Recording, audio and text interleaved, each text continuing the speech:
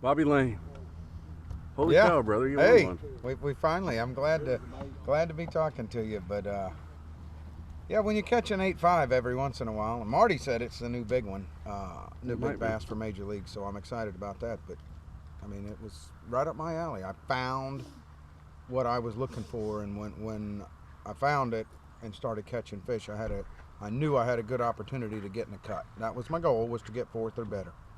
Well, you said this morning it's Louisiana, and you figured Louisiana would fit your style, and it took you a while to find your style. What was that? What were you looking for? Well, Florida ships a lot of Florida strain fish in here. Not saying there ain't a lot of Louisiana fish in here either, but I ran through my zone this morning. We had about 30 minutes, 25, whatever it was, and I ran all the way to the back in one area. When I was idling out, I saw a few clumps of hydrilla, and I said, well, water temp's like 58, 61, whatever it was. It was cold. I said, well, I'm going to start way out in the mouth, and because I idled in an area there and it had deeper trees in it. So I said, well, I'm going to fish these deeper trees and see what goes on, and then as the afternoon progresses, I'm going to work my way towards where I ended up finding the fish that I found. And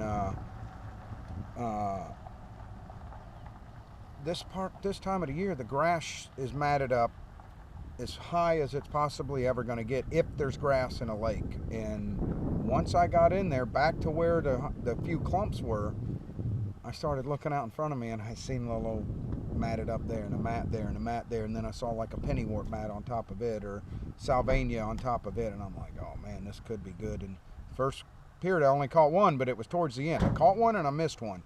So I started there the second period and just picked it apart. I mean, didn't leave anything there. And then the third period, I had the whole other side that I didn't touch, and that's where I ended up rocking them in this last third quarter. So it was a, and then I saw another stretch that nobody was fishing that I was dying to get to too.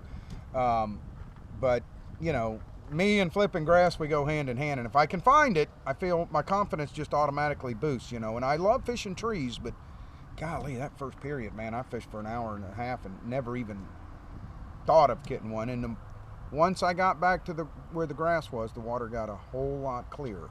And I think that was the big thing. Out to where I started, it was muddy. There was a 25-mile-an-hour north wind yesterday. So, hindsight looking back, I just made a lot of good decisions today. All right, so last question. You're at 20 pounds. You're about a pound and a half behind Ayler, and you hit the one that everybody wants to catch. What goes through your mind? Well, me and my boat official were talking, and I said, how far am I behind Brent? He goes, you're 13 ounces.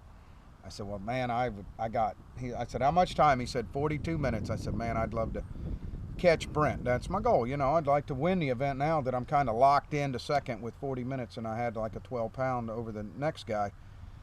And I flipped in that mat, man, and that old bait went through. It came over a little bit of salvania. I couldn't get it to go through there, and I popped it out, and it went through. And when it went through, felt like somebody had just taken an anchor and dropped it on that bait, man. Golly, and it come out of there, and it weighed 8 pounds 5 ounces. And the weirdest thing, my daughter Amberly, she's 5 years old. She called me last night. She said, "Daddy, I want you to catch an." She calls big bass yellow belly. She said, "Daddy, I want you to catch an 8-pound yellow belly."